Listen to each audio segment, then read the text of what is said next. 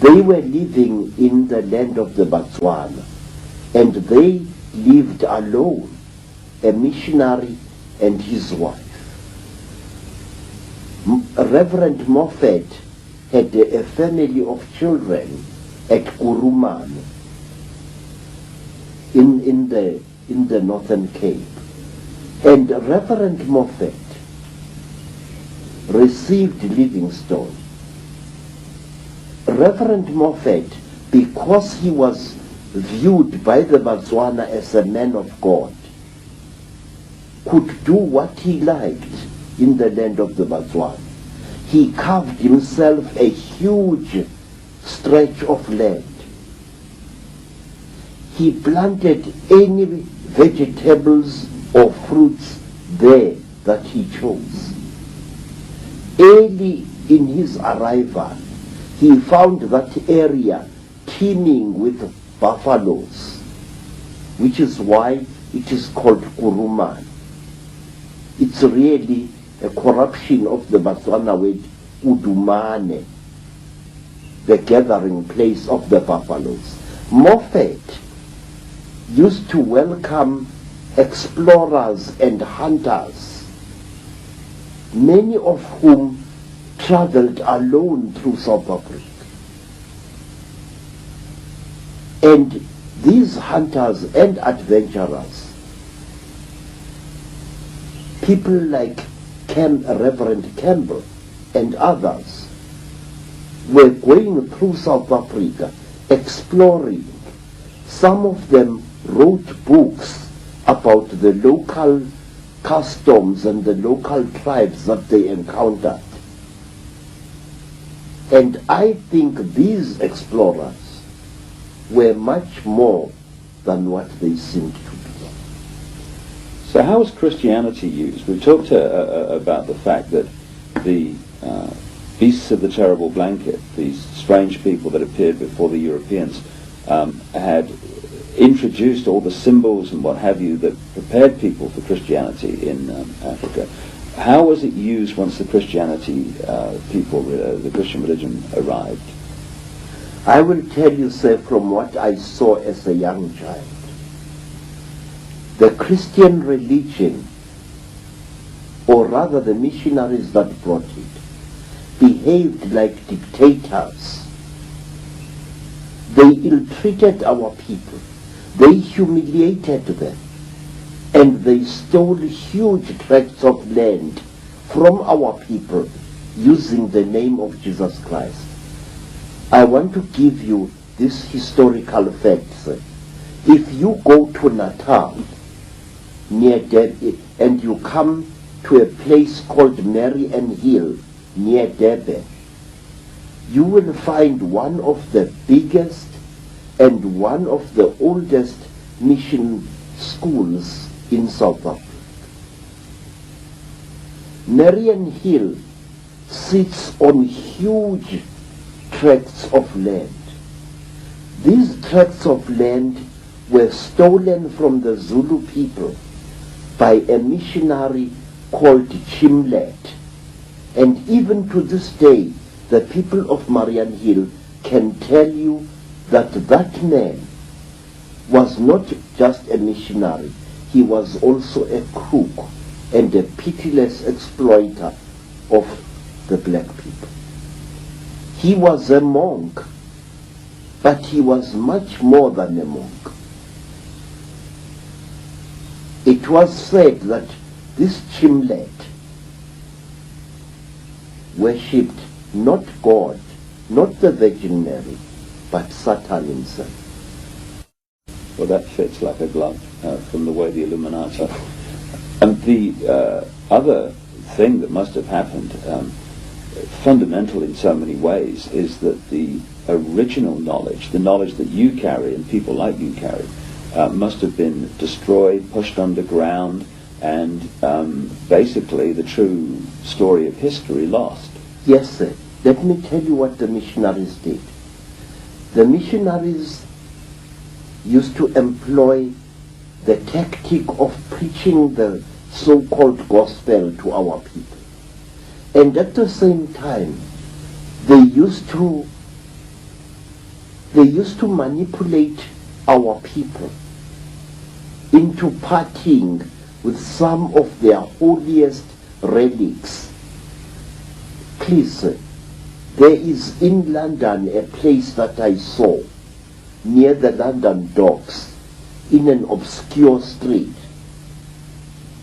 It is a heavily guarded warehouse which belongs to the British Museum of Humankind. We were allowed to visit this place when I was in London in 1997. And there, in that warehouse, I saw cupboard after cupboard after cupboard filled with priceless African artifacts in ivory, in bronze, in various indigenous woods, and sometimes in iron and in gold.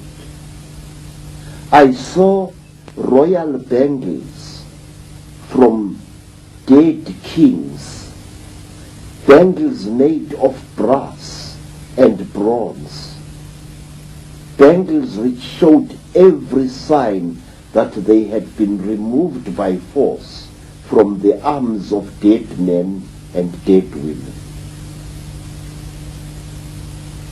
All these things, I was told, had been collected by Theophilus Shepstone and the London Missionary Society and were sent to this museum where no African is allowed to view them. I was lucky because I was accompanied by a white woman whose father, I suspect, was a Freemason.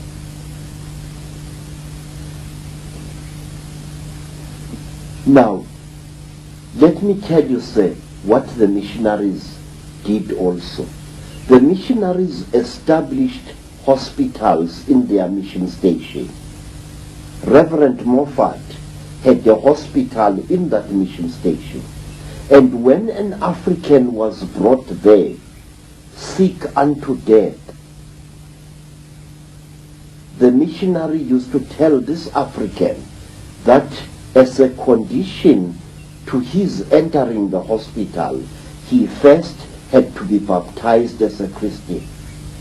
And also as another condition for entering the hospital and receiving missionary treatment, the sick African had to surrender all artifacts from his ancestors that he had in his possession.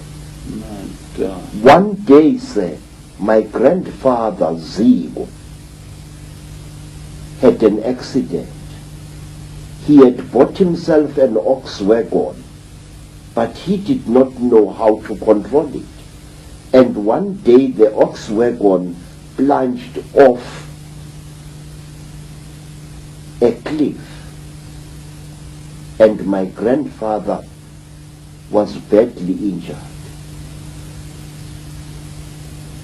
And when he was taken to a mission hospital in the west of Zululand, the first thing that the missionary said to my grandfather was this, that he knew, the missionary, that my grandfather owned a heap of metal objects which he kept in one of his huts, and that as a condition for receiving treatment for his broken bones, he had to surrender all that metal property to the missionary. Those things you have got in your home are full of evil spirits, said the missionary Reverend Lee. You must let me have them so that I can take them to a holy place in England where they would be destroyed. My grandfather stood up shakily and walked out of the mission hospital. He walked, and somewhere along the road he collapsed. And tribespeople who knew him took him to their village. And there, when a passing Afrikaner doctor rode by in his ox wagon, the black people asked this doctor, who was not a missionary, to please take care of my grandfather. The doctor took my grandfather aboard his ox wagon and took him to his farm far away. And there, the Afrikaner doctor,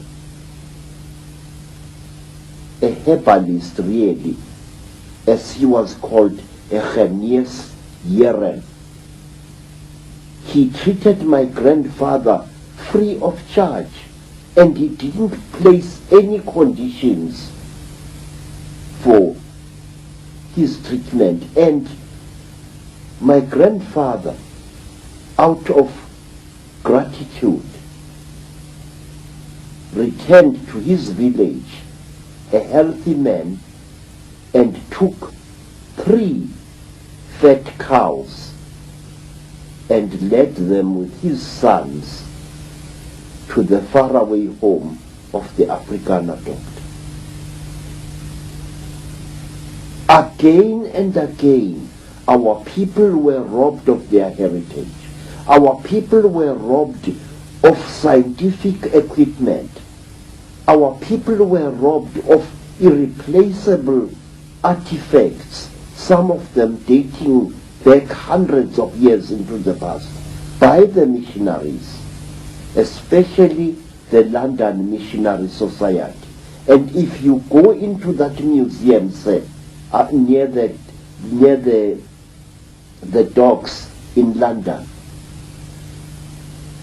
you will find what I saw, and it will make you weep.